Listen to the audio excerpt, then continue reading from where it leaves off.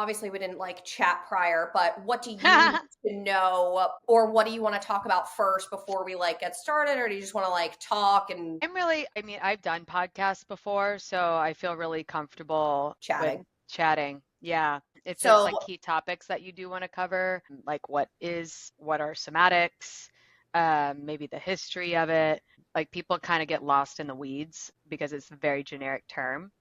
So I'm happy to cover that. And then, yeah. is that like that's like what you specialize in, correct? Somatic Yep. coaching? Because I hmm saw that you have something else listed on here too. Contemplative practice, at least on Facebook. Yeah, contemplative practice. So it's we went with somatics because it was more of the word that was being used today. You can call it contemplative practices because contemplative is a different word to mean also somatics. Ah, So yeah, so it's like we went with the word that is going to be selling more for marketing purposes. yeah, I see. Okay. All right. So I'll forget that. Won't even mention that. And we'll just Yeah, talk about somatic coaching. did I send you my bio? No, I don't think so, but you definitely can because I'm sure other Kelsey will want that at some point. Yeah, let me do that. And so that way you can kind of like have a baseline for what I do. I'll send you a short one because sometimes it can get real lengthy. Blah, blah, blah. Where am I? There I I don't think am. you, wait, did you? And I just forget. I don't think I did, or maybe I did. Do you want me to put it in the chat or email you? Either one, or Okay. Facebook, or if you could chat it here. Yeah, that's easy. It's a short one. Nope. That's my, don't, I mean, you can open that if you'd like. That is my client's classroom. So Yeah, probably wouldn't be best if you open yeah, that. I definitely won't do that. I don't even know how that like got copied. HIPAA violation. Don't worry, I'm not clicking. Like you get to see exactly what she's working on. Okay, there we go. So it's that, like that's super short, but I can send you a lengthier one if needed. No, this is awesome. I saw something similar to this somewhere along the way, so Okay, cool. maybe from me stalking Wonderful. you, I'm not sure. Hey, no, that's totally okay. I take stalking as a compliment. Yeah, yeah, productive stalking.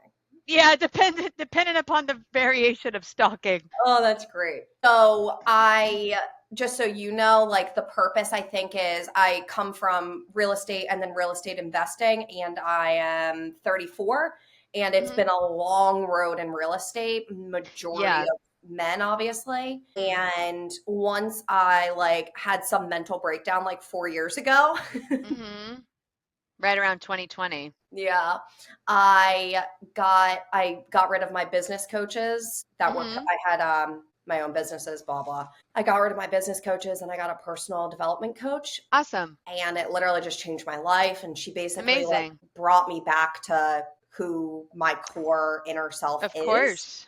and Yeah, worked through like childhood traumas and working on like self-worth, self-love, and all of those amazing topics. that's beautiful. And I've always had a passion for this type of work and just sort of Yeah, like pushed it off because in real estate, there's money. yeah, yeah, of course. And yeah, here we are.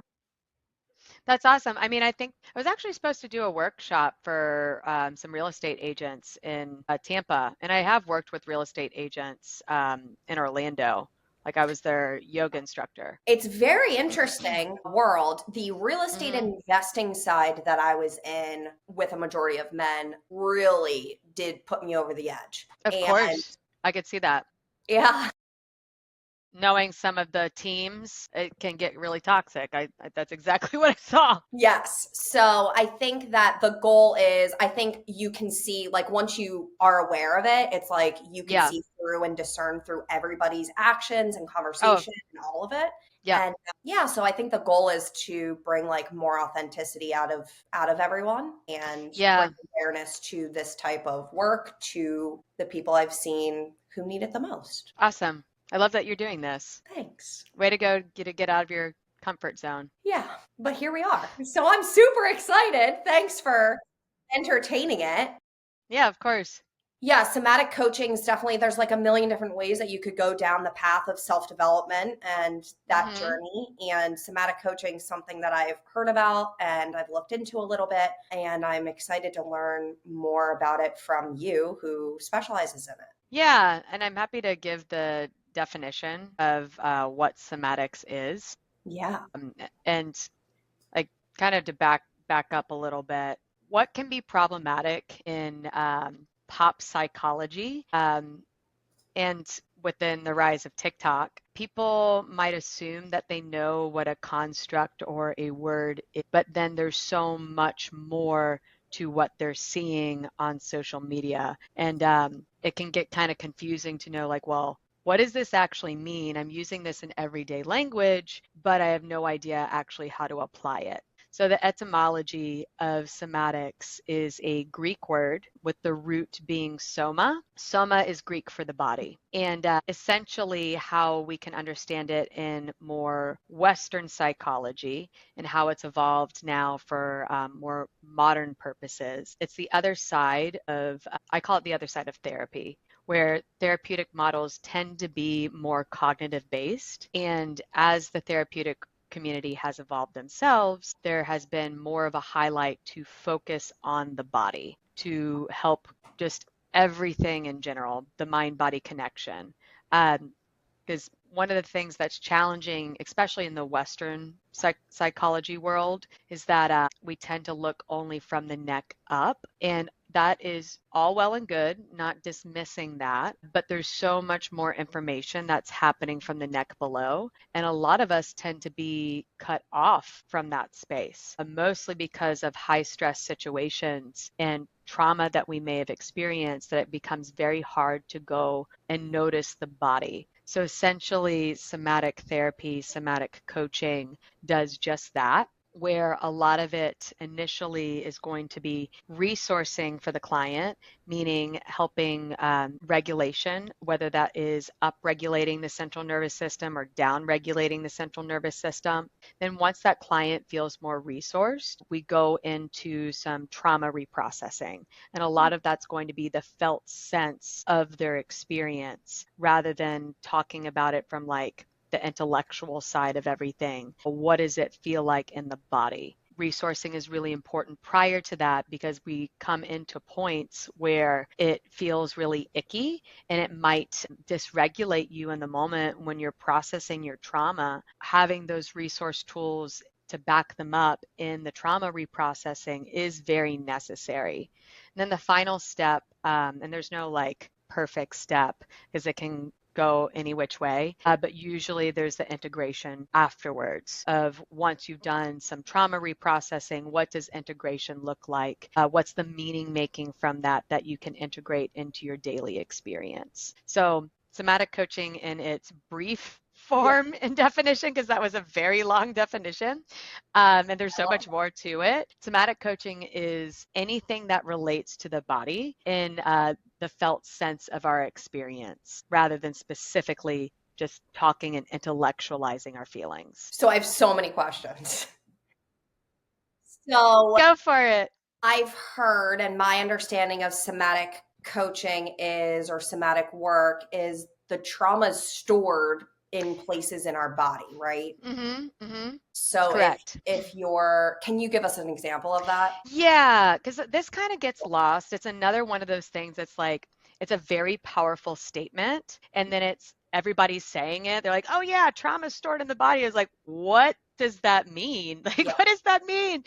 And a lot of books have popularized it. You've probably heard it in different podcasts before. But as far as like the science behind that goes, there's different ways to look at it. So if I'm saying that my trauma is stored in my body, I could be looking at it from the fascia understanding. So fascia being like this, I usually compare it to an orange. When you unpeel an orange, there's this white stuff that is on like Hmm. each orange slice. That's going to be your fascia. So your fascia is essentially holding your muscles together. And when people say that trauma is stored in the body, generally the fascia is the one that like feels the contraction. So if I have experienced a trauma, my body contracts to keep me safe. So that could be the fascia contracting, the muscles getting tighter. Generally, what I see the most as far as like sensory motor psychology goes, meaning like what's happening in the function of the body, there's a lot that tends to get stored more in the psoas. So the psoas being more of our hip flexors, where people are like, trauma is stored in the hips. They're like, what does that mean? So if somebody has tighter psoas,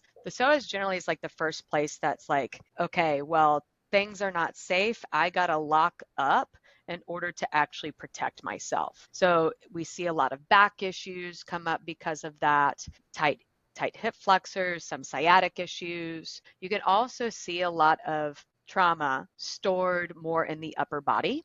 So another sensory motor psychology understanding, if I am looking at my client and I see that their shoulders are rolled forward and they're not able to hold a gaze, it's usually because they are operating in their stress response. But if my body's continually contracting, my sternum, my chest is tight. I get a real tight pecs. I can't breathe as fully. Structurally, the bones start to feel like maybe a little bit more crunchy. So there's the understanding from that sense. So muscles contracting, all of that stuff, trauma stored in the body. But then on the other side, and this happens in real time, so we broke down one area.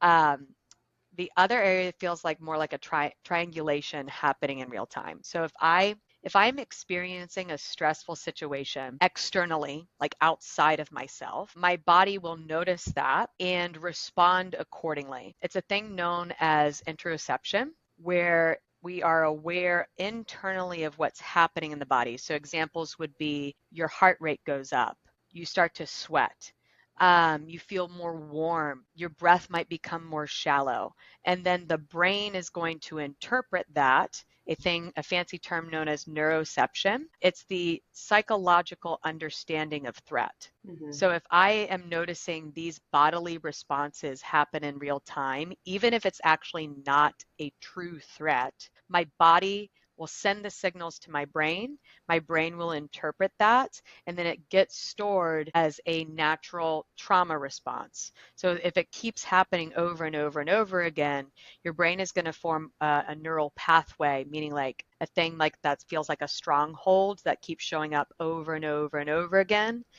And maybe like, I don't know, fear of public speaking, for instance. If I have some sort of association of that fear at a very early age, usually, and then I go and do that same thing where I need to public speak, my body will have a very similar response with the same thought pattern. And in that way, the trauma gets stored in your body. So there's multiple ways to look at it. It's again another long explanation, but it happens so quickly. And then if we're not completing the stress cycle, meaning if we're not de-escalating our nervous system, it will get stored and the pattern will continue to repeat. The muscles will feel off. The brain's going to have those similar thought patterns because it's getting stored in your subconscious system. And it's very interesting to see like how quickly it happens. But then that's where the somatic coaching comes in, because we want to start to interrupt those patterns and help the client feel more resourced to de-escalate and then start to release some of that physical trauma from the body. And then also the thoughts, like we can't not dismiss the brain because the brain is part of the challenge that occurs. So it's definitely slow work, but very purposeful work. So we want Long to create lasting. new patterns. Yeah, Yeah. exactly. It's long lasting work that will serve you in moments of not just in session, but I want to be able to give my client the tools that they can use in real time. So they're actively breaking stress cycles outside of session too. So the ultimate goal for a client to come in to you and do the work is they would be breaking those mental thought patterns and removing the stored trauma in their body to essentially feel better, right? Yep, correct. Yep. And I mean, it's so interesting where, I mean, there's some major life changes that people have in the span of somatic coaching. Because if you think about it, like I was a high school teacher previously, and I'm a professor now. And when I see my students that are dysregulated, which I mean, that's a very high percentage, nothing can happen in the classroom if a student is dysregulated. No learning will occur. So when you start to And actually why is that? regulate, the brain can't absorb any information. You can't learn. And because you're operating out of your amygdala, your lizard brain, rather than operating from your prefrontal cortex, which is where we have all of our critical thinking skills. So if So you it's my want to, understanding, just for people that literally have never even heard of this, when yeah, you're in fear, your frontal, which or in stress, your frontal lobe cortex hmm shuts down, which yep. is the decision maker where you can make. Correct, correct. So, why I use the example of the classroom situation, yes, it applies to learning, but if you think about then some of like what my clients are experiencing, they're basically frozen and actually making any key decision and then wanting to even like change any trajectory of their life. Because if you're operating from your limbic system, your amygdala response pattern, you're not going to know what to do, like to make any critical decisions for how you might want to make your life better. I know that that's a very broad statement, but if we're only seeing the world through a lens of the world is not safe, then we will make different decisions based off of that lens. When if I change that lens and I feel like I am internally resourced, I feel more safe in my body, the world doesn't seem as scary. It's like a whole new world that opens up. So it's cool to see when that happens, what clients have done with their lives as a result. Yeah, that's so interesting. So it's the scarcity mindset over the abundance mindset. Yeah, yep. And it's like, I mean, I love the idea of manifesting. So also feel like it's hard to manifest and have an abundant mindset if I am dysregulated. Yeah. So it's like it feels like it doesn't land in your body. And then it's almost like a sense of well-wishing. Yeah, you're completely out of alignment. Yep, exactly. So when a client comes to you, I guess can you tell us a story of one of your success clients from Yeah. where they came to you and now where they are? For sure. One of my clients, I've now seen her for 2 years. When she initially came to me, she had a lot of religious trauma in combination with some other traumatic experiences. And why I bring up the religious trauma, because it is quite poignant in somatic work. Somatic tends to lean heavily into spiritual traditions. And so some of the practices that we were doing actually inflated her trauma response. So it was a very interesting situation where it's like, okay, the practices that we are using as a key to your safety are actually not creating safety for you. So we had to go a different route, which it was still somatic coaching, but doing it in a way that felt more in alignment with where she was currently at. So I'll give you an example of what I mean by that. I try to meet a client exactly where they're at and look for ways of how they might actually be doing somatic things, but they might not realize it. So then we try to bring that practice in and use that practice that's familiar so it doesn't feel as scary to introduce something that's completely new, feels really woo woo, and repurposing it in such a way that they're already like they don't have to rewrite the book initially. Because what like also what I've noticed, and this applies to this same client too, is if I am giving them so many different new tools that actually might dysregulate them even more and inflate their perfectionistic tendencies, people pleasing, like all of the things that a lot of the folks that I see work through. So I try to instead look at their life right now and bring in more common elements that are still regulatory in nature, but they maybe have not thought of before. So it was that route that we had to take initially. And then once we built up that sense of safety and her feeling more regulated, we actually started doing a lot of the practices that she wasn't able to do. And it got her on a path of a lot of complete change where she was able to finalize a divorce. She came out and now she's getting married to her partner in just a couple months. Oh, So it's that's like amazing. yeah, it's like it was complete 360 of like what her truest self is, Yeah. um, and really leaning into that because she felt safe to do so.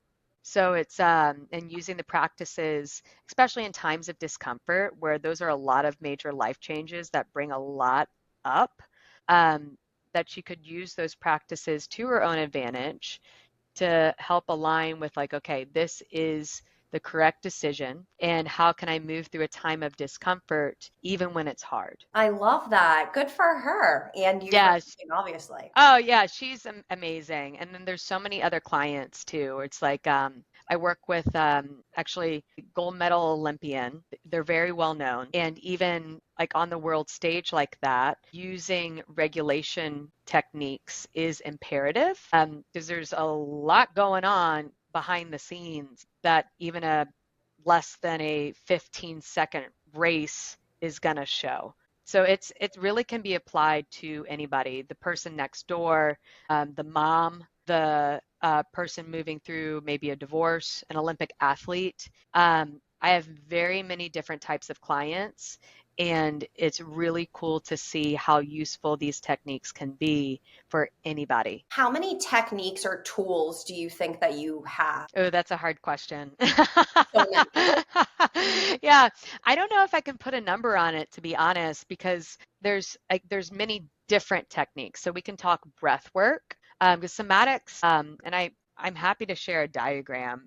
There's so many different. I like to think of it like a tree, a family tree. So somatics, the root of it being awareness, mindfulness of the body. Then you have different branches of different techniques. So if I'm looking at one branch with all the different stems, one branch would be breath work, another branch would be visualization, another branch would be meditation.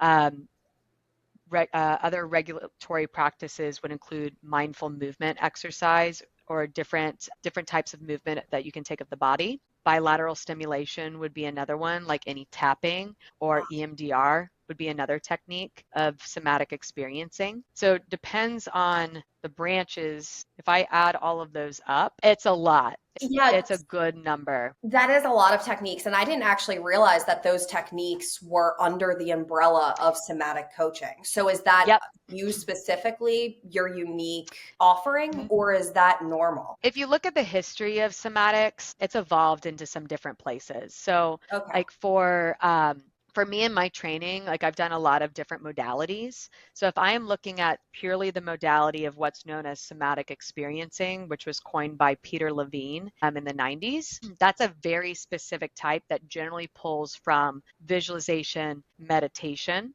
Then you have another technique that would be, my gosh, I'm blanking on the term. That's more like mindful movement based. So it depends on the tradition. Oh, the hook, it's called the Hakomi method. There's so many different traditions that like those are the modern traditions, right? Like more like 80s, 90s, you got polyvagal theory thrown into there. But these are very ancient techniques that are also pulling from yogic philosophy, Buddhism, indigenous spaces. And it's very similar to my research originated in mindfulness-based intervention. So like I was really tuned into meditation, yoga initially, very similar to mindfulness and like the popularity that has had beginning in like the 2010s. Essentially, somatic work has explored the same thing. Like it had a very similar movement where the modern understanding of this ancient tradition has now like evolved into different methodologies dependent upon the person that has theorized it. But we got to always look back to where these practices have come from in order to honor the totality of them and the indigenous understanding of this other way of knowing, where I like to pull mostly from those spaces because it aligns from the truest nature of the practice, but then also getting information from research and what it's saying today and like how effective they actually are. So it gets really kind of murky Yeah. because each practitioner, I would say, is very different. Like if I'm looking at going to a person that is trained in somatic experiencing, because that's a like that's the term. That's going to be a very different experience compared to like if you come see me, we're pulling from all different modalities because I Yeah. think that all are very purposeful. That's super unique, I feel like. Yeah, definitely, definitely. It's yeah, I think that each person kind of has their own flavor. Like especially even if you go to any other coach or therapist, they're probably pulling from several different modalities. Um, because I find that the more modalities that I'm personally trained in, the more that it can actually reach a specific client's needs. Because, like that other client that I was talking about with the religious trauma, we had to go a very different route versus my Olympic clients. They're very much tuned into their body automatically. So it's very easy to go straight in versus some other people, we might have to incorporate a different methodology. So, with the client that you had the religious experience with, was it Hmm. too traumatic for her to almost relive those experiences to work? Yeah, yep, because it was, if you think about like meditation specifically, very similar to prayer. So she would shut down, like she would go more into a freeze state, and it would feel very activating for her. So we had to go and do different techniques that weren't similar or felt familiar to her religious trauma. Right. Okay. And so And that's how why I long, find it's purposeful to pull from other techniques because it's like one thing might not work for one person. because we all are so unique. Exactly. How long do your clients typically work with you? It depends. So I've had some clients that have seen me for 2 years, and then like some of them are now just like they come once in a blue moon because they maybe just want something specific, like they want to do a energy session, because I also offer Reiki or sound therapy. So it's very, we're not bringing up a lot of the trauma reprocessing anymore unless something major really happens in their life. Or folks, um, come for a very specific thing that they want to work on, and then we can work through that in between like 5 to 10 sessions. So it really depends on what their goals are. And we kind of co-create that from the very beginning and say like, okay, well, what do you need? What are you looking to get out of this? And how can I best support you?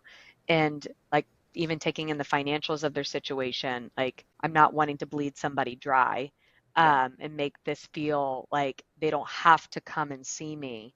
And I tell them from the get-go, I'm like, I have a really bad business model because at the end of the day, like I hope that you fire me because I want you to walk away with the tools that you feel comfortable in, doing it on your own. I love that. Yeah, So when it's I ran it, effective. when I ran a team, I think it's the best, most authentic way. When I Hmm. ran a team and had agents underneath me, I would say the same thing. Like, why are you 2 years in? Why are you still here? Right, Like you're exactly. supposed to like go out and spread your own wings. That's like what you're Yeah, for this that's the goal. That's totally the goal. And again, I'm happy to see them if they need anything at time. all. But really, it's like I started crying tears of joy when my client was like, I don't need to see you anymore. And I'm like, oh my gosh, this is a celebration. The amount of work that she did, I mean, there was a lot of trauma that she moved through, and she's like, oh, it's time to fire you. I'm like, yes, that's great. That is Awesome. amazing. It's a joy. So, okay, I have a question. And I Hmm. feel like everybody's interpretation or opinion on this is so drastically different. So I'm curious what yours is. Yeah. How often do you think it is healthy, or how long of a time span do you think it is healthy to go back and touch on childhood traumas? Yeah. I mean, that can evolve for each person, right? So I always find examples helpful in this work. Yeah.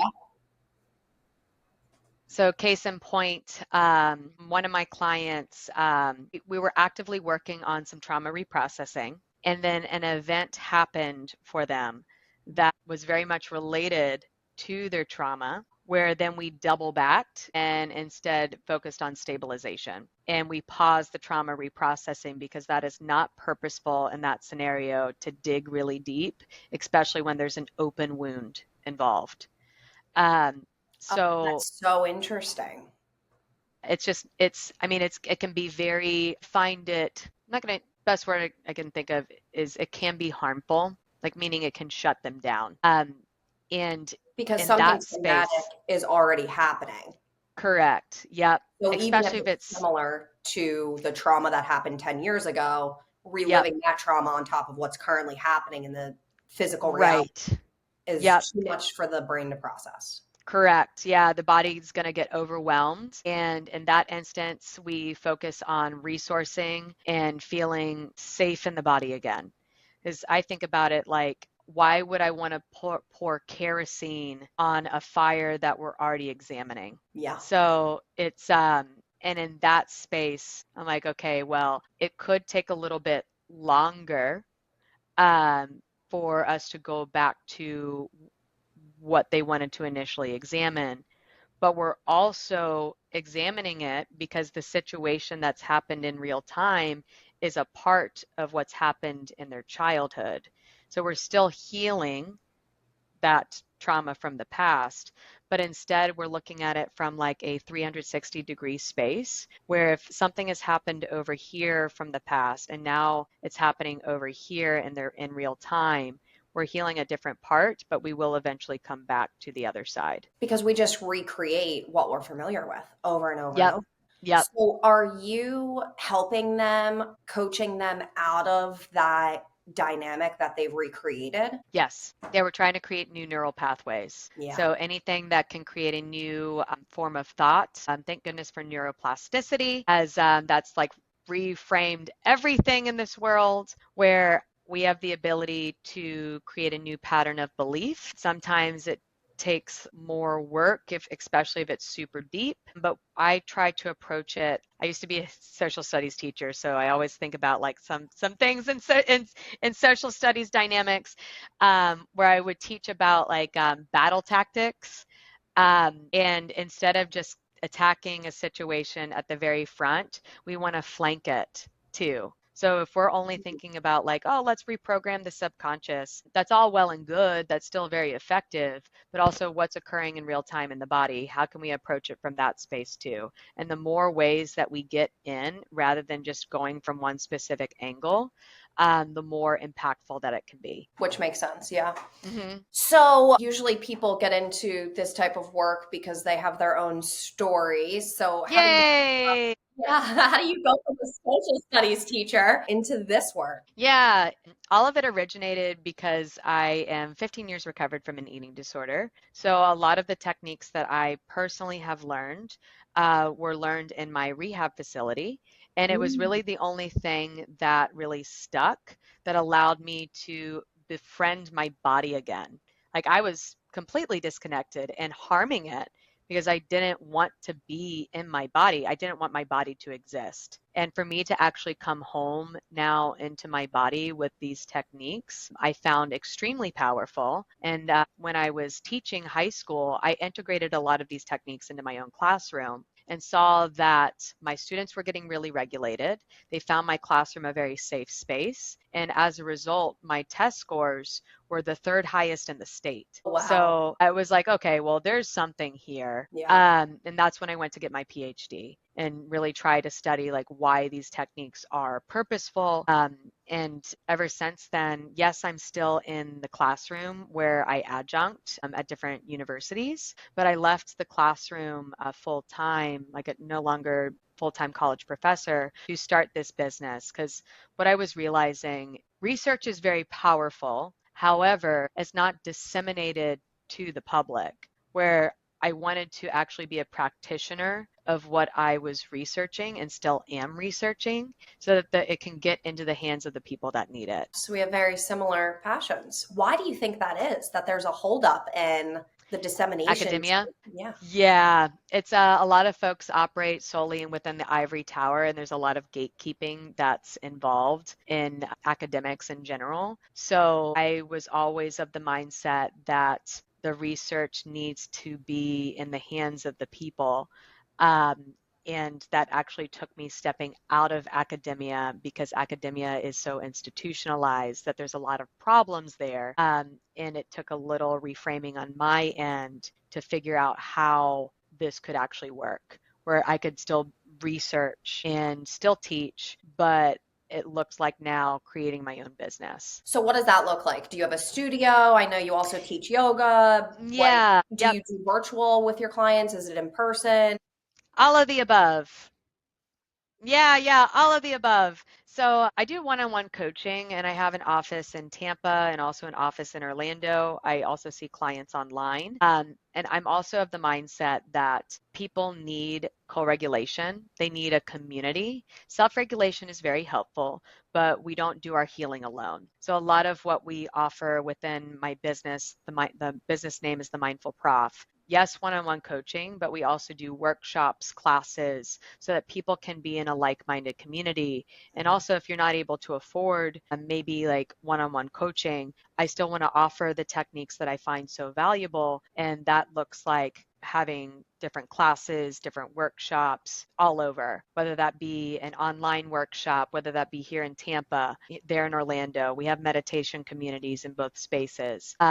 And it also looks like trying to do this in the corporate world. So we have corporate clients, we're working with school districts, really trying to get into the places that need it most. And it looks like different offerings for each area that we're moving in. So kind of just really spreading our wings everywhere. If you want to think of it like how the business model's working on this side, trying to get more corporate clients so that my one-on-one clients don't have to pay as much, because unfortunately this work is not covered by insurance, and I believe that everyone needs access to it. So we do offer tiered pricing, a sliding scale. However, I also need to cover my bills, but using more of the corporate clients that we get and the grants that we're working with, so we can also lessen the price across the board. So it's trying to think again long term, like financial trauma is a very real thing, and I don't want to add to their financial trauma where they aren't able to access the things that they need the most. So there's many different offerings for that exact reason. That's amazing. How long have you been doing this? Now, well, technically coaching since 2015,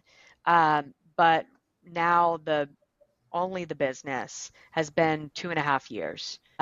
So we're fairly new, but I've been coaching for a while. It sounds like you have a lot going on for only being in the business for 2 years. Yeah. Oh my gosh, congratulations. I love it. Thank you. Yeah, I feel really blessed. It's I didn't realize how dysregulated I was in academia because it wasn't aligned with who I am. And then now stepping into this role, it is very different in how I show up. And even having like right when what's funny, when I filed my LLC was also the same week that I found out that I was pregnant with my first baby. I really attribute that to like my body feeling regulated to actually carry a child. Yep. That's so interesting. Can we talk about that for 10 seconds? Yeah, of course. Yeah, I do prenatal and postnatal. So it's definitely a thing that we offer. Okay, and your work as well. Hmm.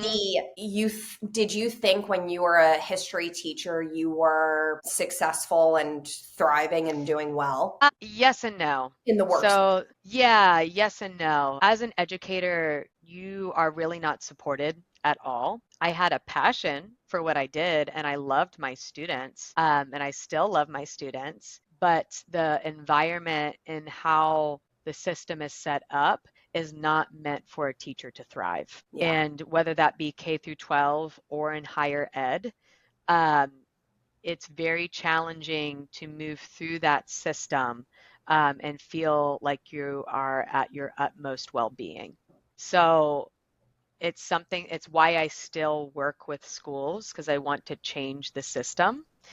And I thought that I could do that internally, meaning I thought I could do it as a high school teacher. I thought I could do that as a college professor, like make change internally. But a lot of it is happening at the policy level where it has to be an external change in order to move anything forward. yeah, So a lot of my work tends to now be consulting with school districts as an independent provider because it's when you're in the battlefield, not a lot can change because you're trying to put out fires all the time. yeah. So going from doing something, right, like I mentioned earlier, I was in real estate for the Hmm. money, Hmm. and going and like I believed that I was successful in that, and Hmm. on paper I was, but then when I actually like did it like internally I was not.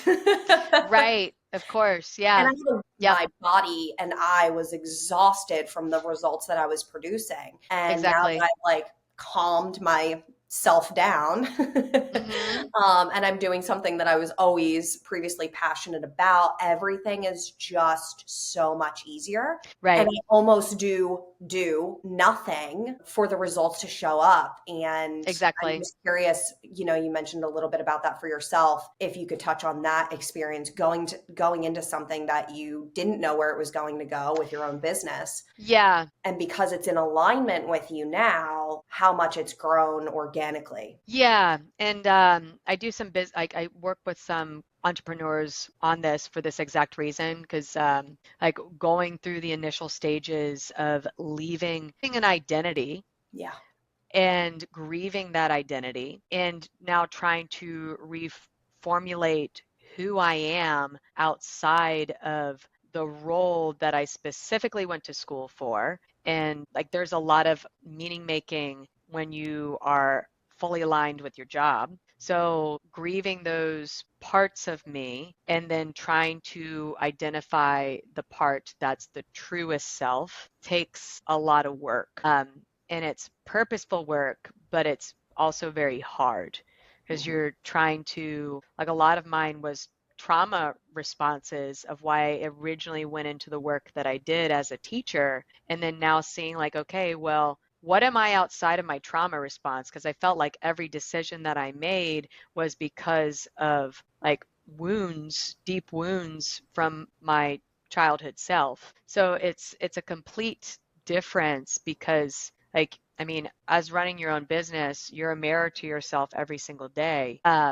And if you do not address or are moving from the spaces of trauma, then your business is not going to be successful and it'll take a toll on you. So this is why I have such a great passion for this self-development work, because I think that everybody in entrepreneur space gets so caught up in business coaching and going to business Yeah. conferences, Yep. and really it's yourself that's holding you back. Like, how many more Yeah. business conferences can I personally go to? Like, I understand how to run a business logically. Now it's just Right. yourself holding me back from going to the $1 million to the 10 million. It Yep. has nothing to do with more tactical things that I can learn on the Exactly. business Yep. And it's honestly why we're getting into corporate spaces now because of that reason. Like a lot of businesses have been advertising like, oh, well, do mindfulness. Okay, well, that's all well and good. I still think it's purposeful, but there's a lot deeper work that you need to actually do. And a lot of it is top down rather than what they're trying to do right now is bottom up. Like they're trying like, oh, just de-stress the employees. No, you have to have compassionate leadership and that trickle down because if the employees are only going to like feel de-stressed a little bit maybe, especially if the leadership is still being crappy. stuff. Yeah. It's my So it's like experience. yeah, no, that's why I'm like it's very interesting to see how things play out in the business world. And it usually looks like a complete overhauling, especially it sounds like that as well from your experience too. Right. The leadership that you're coaching, the COOs, the CEOs, the director of sales, the director of Yeah, operations, they want to know how to make their employees more productive to the sell more. bottom line. And it's Yep. like you guys literally are being disasters and chaotic Yeah. in their day to day. Yeah. Like, you guys need to do less. Yeah, exactly. And it's they have a hard time hearing that. So it's I've seen now the business world start to shift though, which is pretty cool. The conference that we have that we're going to in October, it's a pretty big conference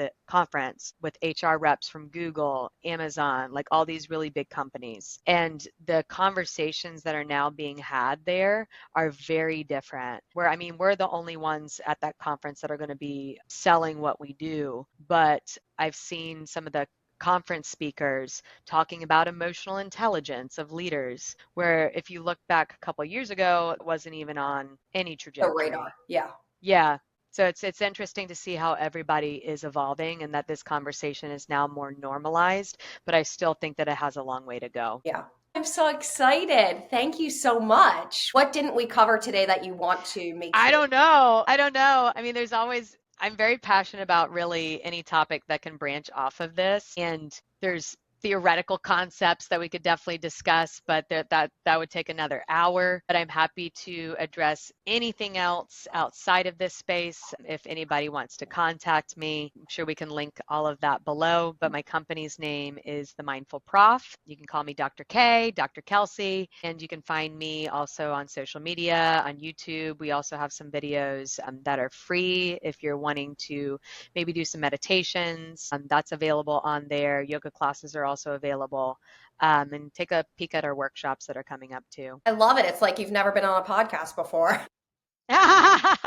Always got to come back full circle. I know I'm a very neurodiverse person, but I always make straight to the point. Yup. Call to action. Yeah. Other Kelsey will definitely link everything for you. So Awesome. thank you so much. That was fantastic. Yeah, I appreciate you having me on. You're like I always have getting a lot after to it. say. Yeah. That's who I like. Yeah, there's lots of stuff. It's pretty cool. Like, I feel very grateful to see how everything has evolved. I did not anticipate this at the very beginning. It was literally just a jumping off point that I was like, okay, let's just see where this goes. Yeah. And now I'm making more than I made as a college professor. So it And feels that's the really whole cool. thing because you are like in alignment with yourself. Yeah, Yeah. exactly. It's really interesting to see. I feel very blessed. That's amazing. I love the I would obviously relate more to the corporate side of what you're doing. Yeah, That's yeah, like my people, obviously. yep, Corporate. They're not really corporate. Entrepreneurs that have leadership yeah, roles. totally get that. Yep. So yeah, I would definitely be interested in learning more about that and Yeah, I exploring can that send with you the you. offerings. Yep, we already have the programs laid out, and like we've had some really good work with some Fortune 500 companies already. Of So it's course. That makes sense. yeah, so it's yeah, it sounds like it would be right up your alley. Good. Thank you so much. I need to, do you go to the studios in Tampa? Yeah, I teach at Kodawari. Okay. So if you come at 3:15 today, Oh, you're going today. yeah, I Oh teach my God. today. So I We'll teach look it up. I'll see how far yeah, it is. please And if I can do. go, I'll definitely go. Yeah, and if you can use a discount code for me too. So the 315 classes that I teach Thursdays and Fridays there. It's a $12 drop-in right now because they're trying to build, it's a new class that they're trying to build. And then if you use my discount code that I'll send you, it's Kelsey 50. It's 50% off of that. So you'd be paying $6. So Okay. yeah. Yeah. I'm also teaching Sunday morning at 8:30 if you're able to swing it. In Tampa as well. Yeah, yeah, that's Okay. an early morning. But yeah, I teach a lot more classes now that baby's in daycare. Gosh. Other Kelsey has two kids. I don't know how you guys do it. God bless you. Yeah, daycare is quintessential. I love daycare, and luckily Z, that's what we call her, Z loves daycare. So it's definitely worked in our favor, where I can Oh, actually do yoga classes, all of that good stuff. But yeah, you should pop over. I mean, it'd be a bit of a drive from Clearwater, but they also have cold therapy, hot oh, cool. therapy, all the different things. It's a really good studio. And you live in Tampa? Yeah, I'm in West Chase. Okay. Yeah. Yeah. Yeah. hmm So I never stay here. I literally always go to like Tampa or St. Pete. So hmm hmm hmm Yeah, there's the studio that I like close to you was one of the places I actually did one of my trainings because they have an Orlando studio. It's Warrior One. So mm, Warrior One, I would say probably is close to you. And okay. then there is, have you tried the Blend? I haven't been there. Yeah, I haven't been there yet. It looks cool. Their classes sound amazing. Um, Trying to think of other places. Yeah, there's not as much in Clearwater, but the Blend is kind of what I've seen as far as cool offerings. And then in Dunedin, there's Warrior One, which is nice. It's in Dunedin. Okay. Yeah, hmm that's familiar too, but haven't been. Yeah, I'll I have to gotta look it jump up. on another client call. We're good. Yeah, thank you for your time. I really appreciate your passion in this subject. Thank you. You're a phenomenal connection. Yeah, please reach I love out it. for really anything. I can talk about a lot of stuff. I know. I have so many more questions, but it's like we could literally be Yeah, here all day. yeah, feel free to follow up. Again, I'm happy to like talk about whatever and also do some yoga. Good. Okay. Thank you so much, Kelsey. I appreciate it. You're great background. Thank you so much.